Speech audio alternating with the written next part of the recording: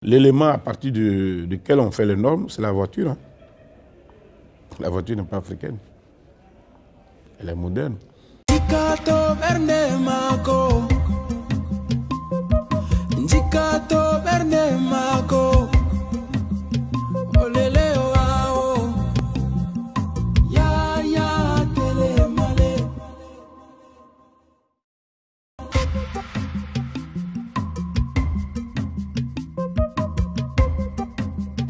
Je préfère plutôt l'architecture traditionnelle, peut-être liée à un peuple. Donc je dirais par exemple l'architecture Sénoufo, au nord de la Côte d'Ivoire, l'architecture Tamberma ou des Tata qui se trouvent au nord du Togo et du Bénin. Ce style architectural est très intéressant tout simplement parce qu'il intègre des aspects humains, culturels et très écologiques. C'est l'habitat traditionnel, moi j'aime bien dire. Parce que l'architecture en tant que telle, l'architecture domestique, sont les maisons d'habitation. Donc l'habitat en Côte d'Ivoire varie d'une région à une autre. Et moi je me souviens quand on était petit, il y a des arbres qui ont des grandes racines où les gens, quand ils vont au champ, à un moment donné, ils s'abritent là et puis l'eau ne les touche pas.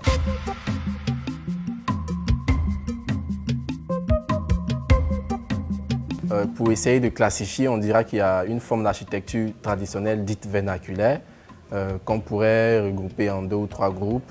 L'architecture qui s'est développée dans le sud, avec chez les Akans du sud, on retrouve chez les Avikam, chez les Hébriers ou chez d'autres peuples dans le sud. Une forme d'architecture avec des parois en bois, des toitures en forme de paille, des cases, des constructions plutôt rectangulaires.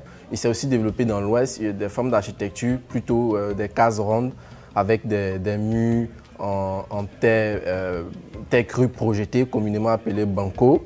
Un peu plus au nord-est du pays, chez les Lobis, une forme d'architecture difforme.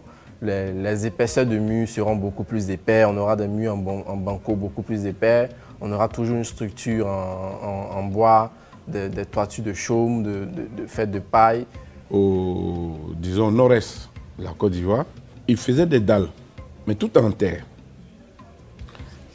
Ils font une dalle dessus, sur la maison, et pendant la période sèche, vous avez la dalle, elle a cette mauvaise manière d'encaisser, de garder la chaleur la journée, et puis elle vous la restitue la nuit.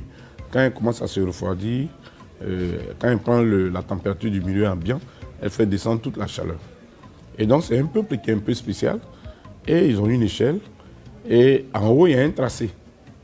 Les mêmes pièces qu'on a en bas, on les a en haut. Et donc quand il fait chaud, que la chaleur descend, il monte et il se couche au-dessus. Donc au-dessus, la dalle qui est faite en terre.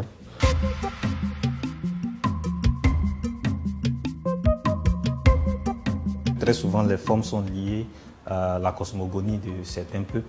Donc les formes circulaires ou rectangulaires ont toujours des sens particuliers dans cette architecture-là. Chez les Sénoufo, par exemple, les formes circulaires sont beaucoup plus mises en avant. L'élément à partir duquel on fait les normes, c'est la voiture. La voiture n'est pas africaine. Elle est moderne. Et toutes les rues qu'on fait sont dimensionnées en fonction de la voiture. Aujourd'hui, on est en train de parler de métro qui arrive, mais ce n'est pas africain. Maintenant, ceux qui habitent dedans sont des Africains qui ont des habitudes qu'on essaie d'intégrer. Et donc, est-ce qu'avec notre architecture traditionnelle de l'habitat, est-ce qu'on peut faire une ville moderne avec des tours? Parce que le problème, on ne peut plus revenir en arrière. Le modernisme ivoirien, s'il en a eu, c'est dans les années 50 aux années 70.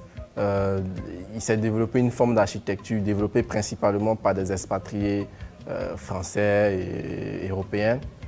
Une forme d'architecture moderne qui a précédé plus ou moins les années indépendance avec l'intervention des grands noms de l'architecture comme Henri Chaumette, à qui nous devons c'est des grands bâtiments au plateau. Ils vont essayer à leur niveau de retranscrire cette architecture traditionnelle en invitant de la ventilation transversale, des parois, un peu de porosité, donc de la lumière, ils vont inviter ces concepts d'architecture traditionnelle dans leur façon de procéder. Et par la suite de ces années, il s'est aussi développé une architecture postmoderniste. Quand est-ce que les architectes ivoiriens ont commencé à prendre le relais, il faut souligner qu'il n'y avait pas d'école d'architecture en Afrique en général, donc ils ont étudié en Occident, ils ont essayé de mixer aussi, d'apporter encore plus de modernisme. Et aujourd'hui, on est sur une tendance contemporaine beaucoup plus élargie. On aura des toitures de plus en plus plates, des façades de plus en plus lisses. On ira beaucoup à l'essentiel dans certains matériaux. On aura de la ventilation, on aura beaucoup de vitrages. On aura plusieurs formes d'architecture aussi qui se développent sur le sol ivoirien.